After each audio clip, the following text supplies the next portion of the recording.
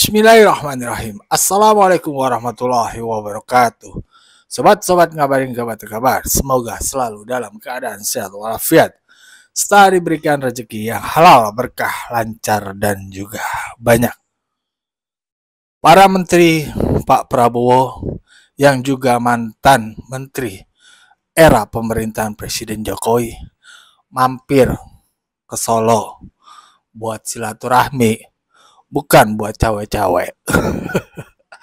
Tapi ya itulah, kalau pandangan orang yang sudah nyinyir, benci, negatif prasangka, itu udah pasti nilainya macem-macem. Tapi ini ada pandangan menarik dari Mr. Q, Muhammad Qodari. Bagaimana memandang para menteri bersilaturahmi ke kediaman Presiden Jokowi? Mari kita simak saja pandangan Mr. Q. Let's go.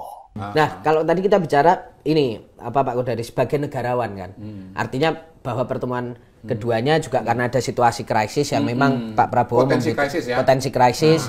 Pak Prabowo butuh untuk membangun hubungan. Mungkin Pak Muzani kan mengatakan Bu Mega banyak ngasih masukan. Tapi yang nggak bisa dilepaskan dari kedua tokoh kita ini adalah dua-duanya kan adalah ketua umum partai politik. Nah, apakah kemudian pertemuan ini juga melihat bahwa ada impact-nya nggak secara politik kaitannya sama hubungan dengan Pak Jokowi? Karena gini nih Pak, kita lihat kan setelah pertemuan itu ada hal yang cukup menarik. 4 menteri kabinet loh ke Solo ya. Dan bahkan dua menteri hari ini masih menyebut Pak Jokowi bos. Siapa tuh? Si Trenggono sama satunya siapa lagi nih hari ini siang tadi nih, aku agak lupa nih. Nah, nanti dimunculin ya. Nah, artinya apakah hal ini hanya bisa kita baca literal sebagai bahwa bahwa kemudian mereka masih ke Pak Jokowi minta ngobrolin ekonomi. Kemarin Pak Zulhas juga bahas soal ekonomi dan lain sebagainya. Tapi kalau secara politik bagaimana? Apakah nggak juga nih bisa kita lihat bahwa menteri-menteri itu kesana momentumnya karena setelah Pak Prabowo ketemu sama Bu Mega gitu? Ya balik lagi momentum Idul Fitri. Momentum Idul Fitri bisa menyamarkan perbedaan ini. Kan itu makna Idul Fitri kan, yang tadinya berbeda begitu ketemu salaman kosong-kosong bro. Kan gitu. Ini semua kosong-kosong. Yang kedua memang ya teman-teman itu adalah orang-orang yang punya sejarah hubungan personal bahkan hubungan kerja dengan Pak Jokowi. What's wrong dengan ketemu dengan mantan pimpinan misalnya begitu. Kita aja sebagai mahasiswa masih suka ketemu dengan guru pembimbing sama dosen kita kan gitu kan. Gitu. Apalagi misalnya ya pimpinan yang pernah membina, terus menjadi atasan, mengajarkan banyak hal, membantu karir kita gitu. Tapi kan itu kalau perbandingannya mahasiswa, Bang. Kalau perbandingannya elit pacar dan mantan kan beda. Misalnya gini Pak Qodari. Kamu masih sama mantan nih, gagal move on berarti ya kan? Gamon. Misalnya saya sama Vito temenan nih. Yes. Dulu pacarnya Vito jadi mantan nih. Terus kemudian pacaran sama saya. Saya juga pasti, wah kok lu masih ketemu sama gue. Iya. Itu kan masalah kalian. Jangan-jangan beneran. Artinya Pak Prabowo nggak melihat itu sebagai, atau Pak Qodari lah melihat bahwa secara politik. Pak Prabowo itu berkali-kali mengatakan, ada yang mengatakan ini Pak Prabowo ini dibayang-bayangi Pak Jokowi, bayang-bayangan apa? Karena banyak orang-orang Pak Jokowi masih di dalam kabinet. Iya, kata Pak Prabowo bayang-bayang apa? Saya memilih orang-orang ini karena orang-orang ini kompeten, ya.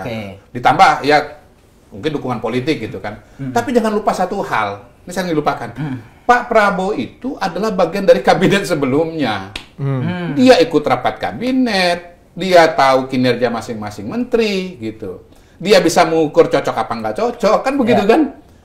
Jadi orang tuh sering lupa bahwa yang diangkat oleh Pak Prabowo sekarang ini sebetulnya teman-teman koleganya sendiri aja. Konco dewe gitu loh. Jadi kan orang bisa ngeliat dari kacamata ini orangnya Jokowi, mantan dari Jokowi. Tapi saya balikin, itu teman-temannya Prabowo. Loh, ini teman-teman Prabowo. Teman-teman Prabowo, teman kerja, teman bareng, ya kan? Habis itu juga waktu Pilpres partainya mendukung dia. Ya wajar dong kalau ditarik gitu loh. Gitu. Dan artinya pertemuan ini nggak bisa dibaca bahwa ada situasi gejolak politik di dalam ya Bang, setelah pertemuan Pak Prabowo dengan Bu Mega. Oh, sama sekali tidak. Sama sekali tidak. Jadi tadi kalimat di depan tuh saya kutip lagi. Kalau diperlukan. Nah, kata kalau diperlukan itu sebetulnya mengacu kepada potensi krisis. Tafsir saya ya. Tafsir saya yang ini istilahnya udah lapis ketiga nih. Karena nah, kan gini kan, tafsir pertama kan beliau berdua ketemu kan. Tafsir kedua dari Pak Mujani. Ini kan tafsir atas tafsir kan sudah kan? Betul. Ini tafsir aksen dua kali nih tafsir ya kan. Ini tafsir aksen, ini tafsir dua kali gitu. Kalau hemat saya kalimat itu ditujukan kepada kira-kira apa yang saya katakan di depan. Kenapa moment of truth-nya sekarang? Karena ada potensi krisis itu. Faktor double T tadi, tarif Trump itu. Gitu. Jadi variabel tarif kan seluruh dunia mengantisipasi semua. Jangankan ke dalam, bukan hanya ke dalam loh. Pak Prabowo itu juga konsolidasinya keluar. Makanya Pak Prabowo ketemu dengan Anwar Ibrahim. Kenapa Anwar Ibrahim? Karena itu kan adalah keketuaan ASEAN kan gitu. Langsung keliling Timur Tengah ini, ketemu langsung kemana-kemana, Uni Emirat ya. Emirat, Turki. Bulan Mei ke Eropa. Terus kemudian Pak Prabowo bikin ketemu dengan teman-teman media, dengan jurnalis senior, ya kan. Lalu juga dengan sarasehan ekonomi, dengan pelaku ekonomi. Jadi sebetulnya silaturahmi lebarannya Pak Prabowo itu bukan hanya Bu Mega. Teman-teman aja yang pakai, wow ini Umar, gitu. Tapi frame yang sama bisa dipakai untuk pertemuan dengan jurnalis, pertemuan dengan pelaku ekonomi, pertemuan dengan Anwar Ibrahim, pertemuan dengan Recep Tayyip Erdogan. Itu semua kacamatanya adalah mengantisipasi potensi krisis. Artinya Pak Kodari mau mengatakan bahwa pertemuan Bu Mega itu bagian dari rangkaian ketemu moment of truth-nya ya. Nah, artinya proceedingnya udah banyak banget. Variabel-variabelnya udah banyak banget gitu. Tapi itunya itu baru itu. Artinya kemarin ketika para menteri Pak Prabowo itu datang ke Solo ke rumah Pak Jokowi, itu masih jadi bagian dari itu walaupun bukan Pak Prabowo-nya yang datang. Setahu saya Pak Prabowo dengan Pak Jokowi itu masih sering diskusi, masih sering komunikasi.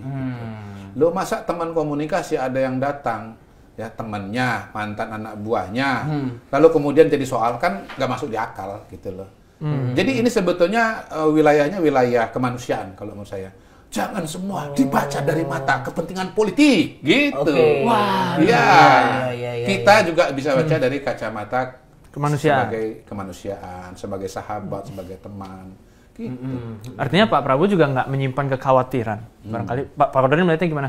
Tidakkah beliau menyimpan kekhawatiran bahwa setelah ketemu dengan Bu Mega, ya ini suatu saat akan backlash juga ke hubungan beliau dengan Pak Jokowi? Karena Pak Jokowi kan bilang, ya bagus pertemuan Pak Prabowo sama Bu Mega, cuman kan kadang Pak Jokowi ngomong balikannya yang tafsir, kalau kita ngomongin tafsir tuh. Ya, kadang menafsir Pak Jokowi kan bukan yang terkata-kata, bukan yang tersurat, ya kan? Tapi balik lagi kan, di PD sendiri kan ada dinamika situasi kelompok A, kelompok B. Sama kelompok yang itu kan diserang terus. Tapi kelompok yang satu lagi buka puasa bersama. Bertemu. Buka puasa bersama. Di Nasdem bertemu. Kita harus harus punya ketajaman analisa. Ahlinya politik dan kebesaran jiwa. Itu. Ya begitulah tadi pandangan Mr. Q ya. Bukan karena apa-apa, ini murni silaturahmi ke Pak Jokowi. Karena menteri-menteri Pak Jokowi yang juga sekarang masih menjadi menteri di era Presiden Prabowo memang ada hubungan baik, setidaknya sebagai anak buah.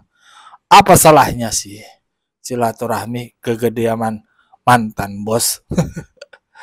Bukan untuk mengganggu pemerintahan Pak Prabowo, tapi murni karena kekerabatan atau ya namanya juga mantan. Ya normal juga sih ya kita bersilaturahmi. Ibarat kalau kita sudah tak jadi atau sudah lulus di sebuah sekolah, kita mampir ke mantan guru kita atau ke ustadz kita. Ya itu kan hal yang normal ya. Tapi ya itu ada saja pandangan-pandangan yang negatif ya, dianggapnya ada matahari kembar lah. Aduh, macam-macam pikiran nih. Tapi yang pasti ya nggak ada lah matahari kembar. Cuma yang ada cuma satu matahari. Dalam republik ini cuma ada satu matahari, yaitu Pak Prabowo Subianto sebagai Presiden Republik Indonesia. Hanya beliaulah yang berhak mengambil kebijakan, ya, apa yang akan diinginkan atau yang diterapkan di zaman pemerintahan beliau ini, ya. Nggak ada orang lain selain Pak Prabowo. Yang perlu diingat sama kita, jangan sampai sesat pikirlah kita. Ya, narasi-narasi negatif itu emang selalu ada lah. Tapi ya otak kita harus benar-benar mikir lah, normal ya. Bagaimana pandangan kita terhadap para pemimpin kita ya, terutama pengambil kebijakan. Bagaimana menurut pandangan sobat-sobat? Berikan pandangannya di kolom komentar. Wassalamualaikum warahmatullahi wabarakatuh.